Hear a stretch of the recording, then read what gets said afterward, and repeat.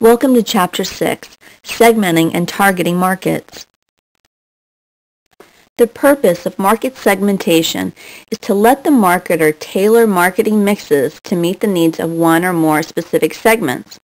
A market is people or organizations with needs or wants and with the ability to buy. College students may have wants and needs, for example, an expensive sports car, but not be able to purchase them because they lack the means, and so they may not be considered a target market by manufacturers. A market segment is a subgroup of people or organizations sharing one or more characteristics that cause them to have similar product needs. Market segmentation is the process of dividing a market into meaningful groups that are relatively similar and identifiable.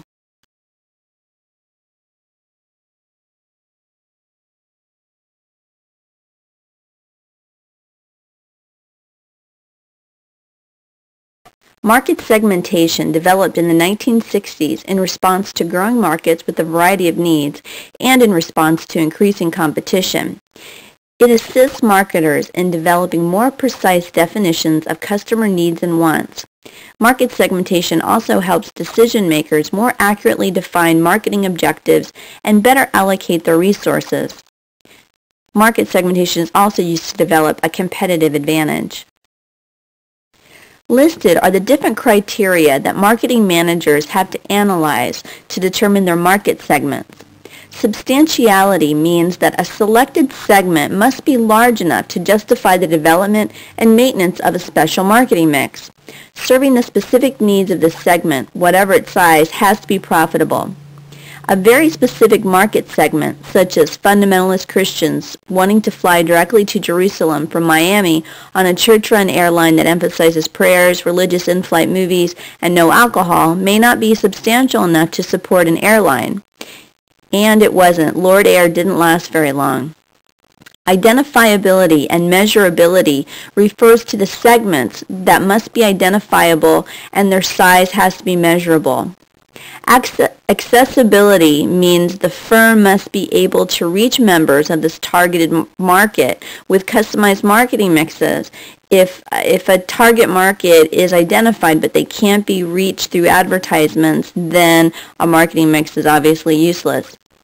Responsiveness means that our market segment must respond differently to some aspect of the marketing mix than do other segments. A group of 8-year-old kids might respond positively and with full attention to commercials that advertise PlayStation or an Xbox versus men in their 80s. They may not have a desirable response from marketers.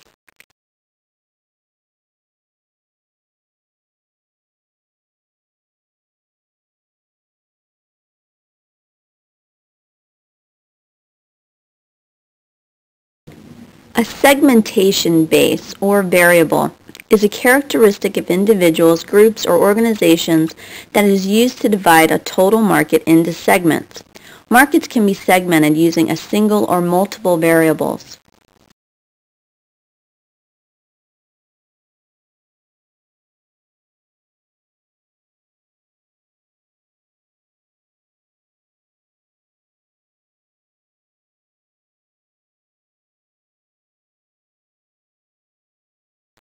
Geographic segmentation is a method of dividing markets based on the region of the country or world, their market size, market density, which refers to the number of people within that land area, or the climate. Climate is frequently used because of its dramatic impact on residents' needs and purchasing power. Examples include snow blowers are only purchased in certain areas of the globe, air conditioners, humidifiers, convertibles, and snow machines are only purchased in certain places. Regional marketing, which means using specialized marketing mixes in different parts of the country, has become prevalent among consumer goods companies for 4 reasons. Many firms need to find new ways to generate sales because of sluggish or intensely competitive markets. Computerized checkout stations enable retailers to accurately assess which products and brands are selling best in each region. New regional brands have been introduced that are intended to appeal to local preferences, and regional approach allows consumer goods companies to react more quickly to competition.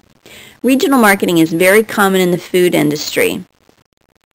There's lots of local brands of cheese curds in Wisconsin, just like there are a lot of local brands of Alaskan beer. Demographic segmentation means dividing markets on the basis of demographic variables. This means companies break up target markets based on age or gender, income, ethnic background, and family life cycle. Marketers use demographic information to segment markets because it's widely available and often related to consumers' purchasing behavior. Age segmentation means that specific age groups are tremendously attractive markets for a variety of product categories. The next time you go shopping at the grocery store, just think about how many products are geared towards people of specific ages. Children's vitamins obviously are not targeted towards someone in their 40s. Age segmentation is even used for pets. Just think about cycled dog food. Pharmaceuticals advertising is geared towards people of specific ages. Diapers, Depends versus Pampers. Gender segmentation means that marketers of many items such as clothes, footwear, personal care items, magazines, and cosmetics segment their target markets by gender. Certain clothes are obviously meant for women versus men. For the first time, Coppertone sun care products are targeting men specifically. Coppertone Sport is designed to appeal to the active male into sports. Income segmentation refers to how income level has a impact on consumers' wants and determines their buying power. Many companies are segmenting their markets by ethnicity, such as African American, Asian American, or Hispanic markets. These three groups are projected to make up 1/3 of the country's population by 2010. Researchers have found differences in consumption patterns between ethnic groups, and even packaging choices differ between ethnic groups. At least half of all Fortune 500 companies have launched some form of ethnic marketing activity. The family life cycle is a series of life stages which are defined by a combination of age, marital status, and the presence or absence of children. For example, one of the biggest factors for marketers of tourism in Alaska is that most people that travel to Alaska will not have children. The family life cycle can affect such major purchases as furniture and even smaller purchases such as paper towels. The family life cycle can have a dramatic effect on a firm's target market. For example, the customer mailing lists of disposable diaper companies change constantly. Each day in the United States, 11,000 old customers leave the market and 11,000 new customers enter. Psychographic segmentation is the method of dividing markets based on personality, motives, lifestyle, and geodemographics. Personality includes individual characteristics that reflect traits, attitudes, and habits. Motives refer to consumers that have motives for purchasing certain products.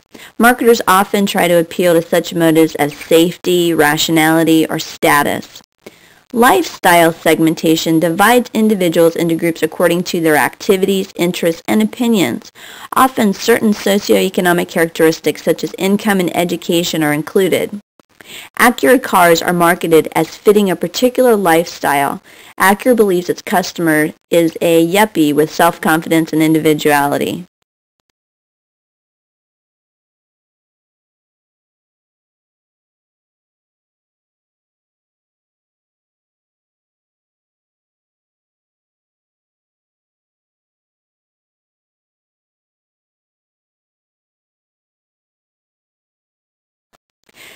Geodemographic segmentation means dividing markets on the basis of neighborhood lifestyle categories and is a combination of geographic, demographic, and lifestyle segmentation.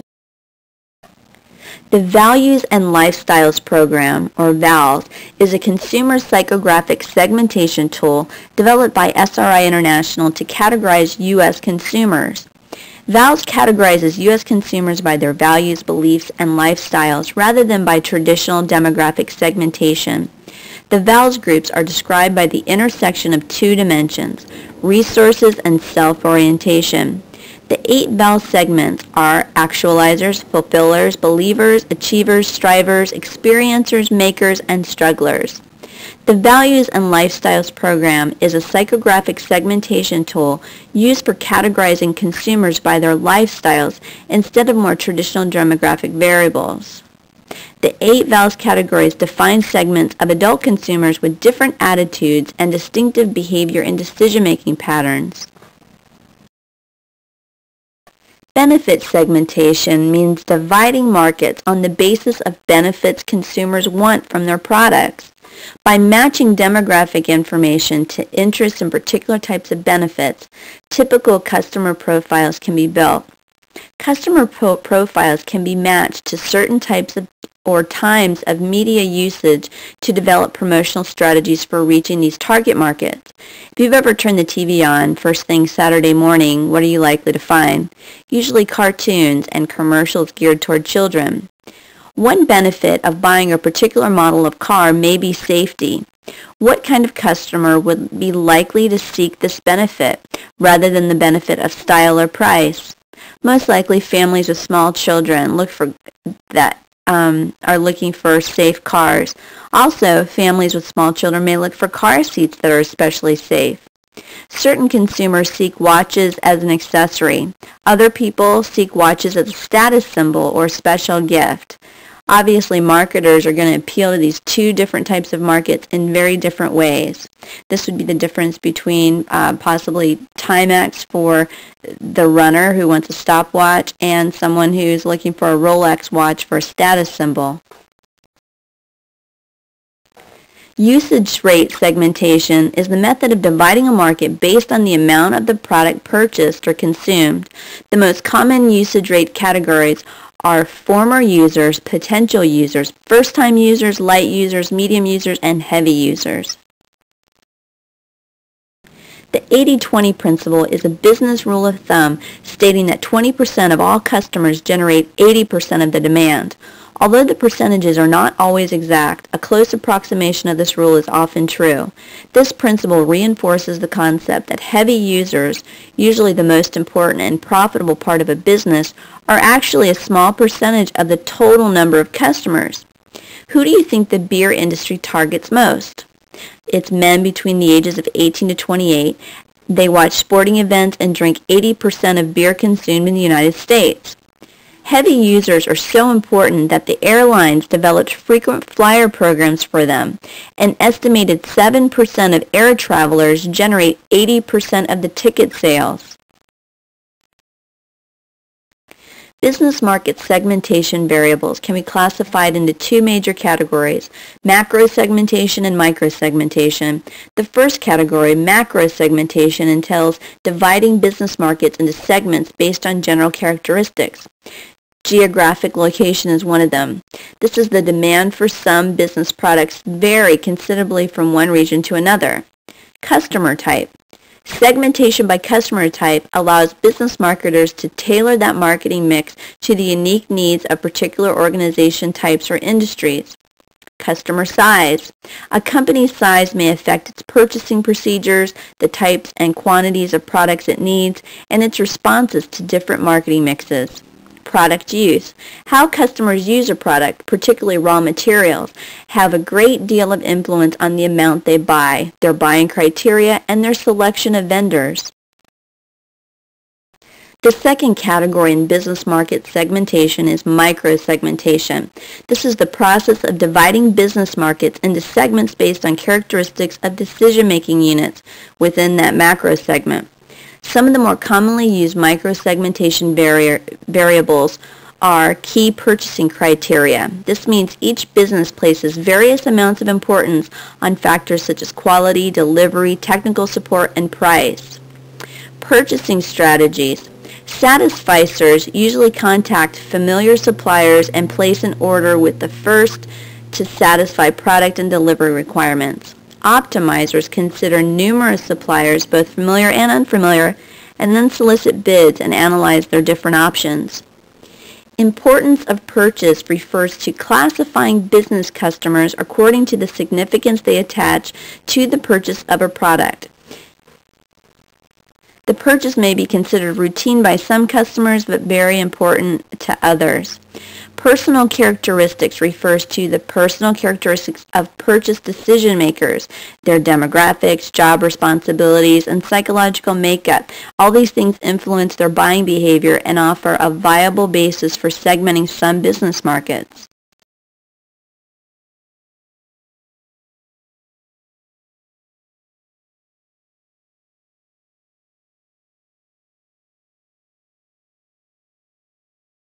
The purpose of market segmentation is to identify marketing opportunities, basically to figure out what groups of people want to buy your product. The first step is to select a market or product category for study, whether it's an existing, related, or new market. Choose a basis for segmenting the market. The decision is a combination of managerial insight, creativity, and market knowledge. No scientific procedure has yet been developed for selecting segmentation variables. The number of segmentation bases is limited only by the decision maker's imagination and creativity. The next step is to select segmentation descriptors. Descriptors are the specific segmentation variables to be used. For example, if demographics are chosen, age could be a descriptor variable. The next step is profile and evaluate segments. A profile should include a segment size, expected growth rates, purchase frequency, current brand usage, brand loyalty, and overall long-term sales and profit potential. The analysis stage can rank potential market segments by profit opportunity, risk, and consistency with the company's mission. The next step is select target markets, and finally, design, implement, and maintain appropriate marketing mixes.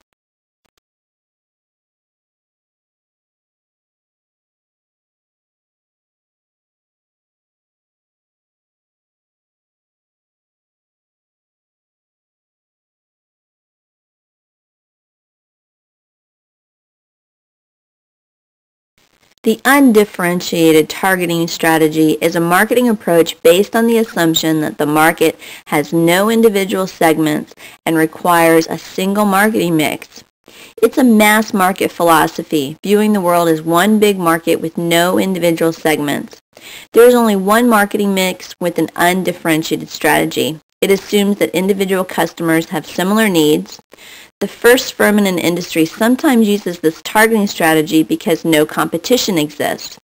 With this strategy, production and marketing costs are often at their lowest.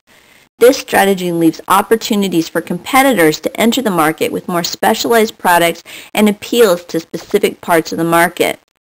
Undifferentiated targeting is also called the shotgun strategy.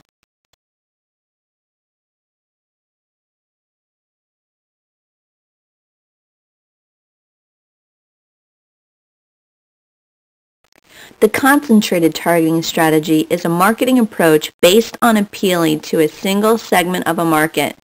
It focuses a company's marketing efforts on a single segment or marketing niche.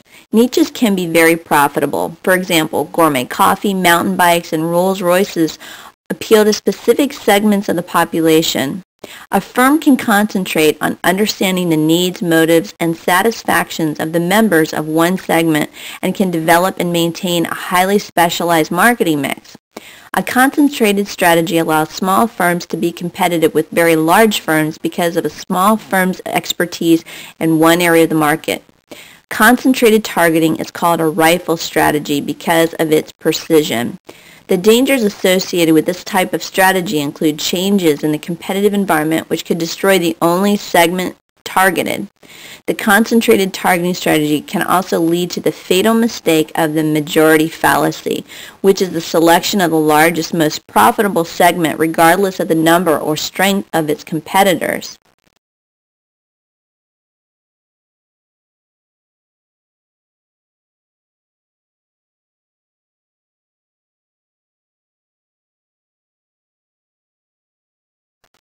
The multi-segment targeting strategy is a marketing approach based on serving two or more well-defined market segments with a distinct marketing mix for each. For example, Schwinn sells exercise equipment for both home use and for professional gyms. Some companies have very specialized marketing mixes for each segment, including a specialized product. Other companies may only customize the promotional message for each market. The multi-segment strategy offers many benefits, including potentially greater sales volume, higher profits, larger share market, and economies of scale in marketing and manufacturing. But this strategy also includes a lot of additional costs, such as product design, production costs, promotion costs, inventory, marketing research, and management costs.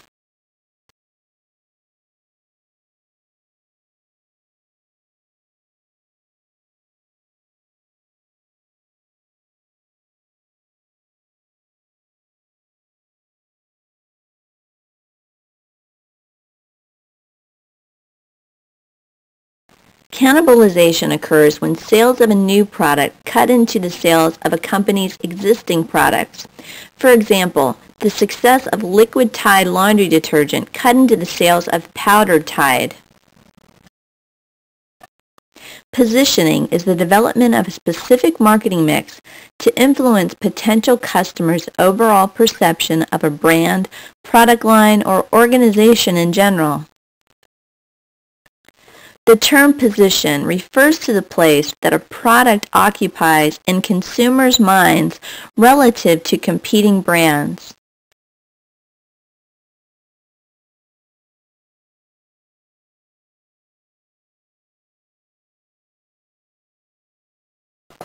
Product differentiation is a positioning strategy designed to distinguish one company's products from another.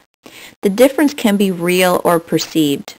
The aim of differentiation is to convince customers that a brand is significantly different from the others and should therefore be demanded over competing brands. For example, Pizza Hut and Domino's have fairly similar products, but in their marketing they try and differentiate themselves in varying ways. Pizza Hut with their cheese in the crust and Domino's with their speedy delivery. Perceptual mapping is a means of displaying in two or more dimensions the location of products in the minds of present or potential customers. This perceptual map reflects consumer perceptions of Levi's at 2 points in time, the old product versus the new. Levi's recognized that some divisions needed to be repositioned to help consumers distinguish them. A product is associated with an attribute, product, feature, or benefit. The position may stress high price as a symbol of quality or low price as a symbol of value. Stressing uses and applications can be an effective means of positioning a product. Another base may focus on a personality or type of user. For example, Michael Jordan with Hanes. One position is to associate the product with a particular category of products. And finally, positioning against competitors is often a part of any positioning strategy. You often see detergents pit themselves against other detergents. And they'll often use demonstrations to show that one will get the stains out more effectively than their competitor will. Repositioning is changing consumers' perceptions of a brand in relation to competing brands. Many firms have tried to reposition a product or retailer image. For example, The Gap, JCPenney, Kmart, and Gallo Wines are all trying to move a little upscale.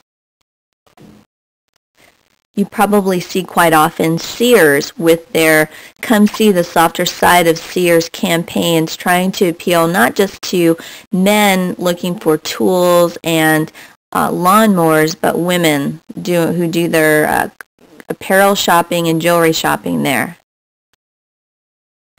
Two divergent trends are occurring at the same time: global marketing standardization and micro-marketing in global markets.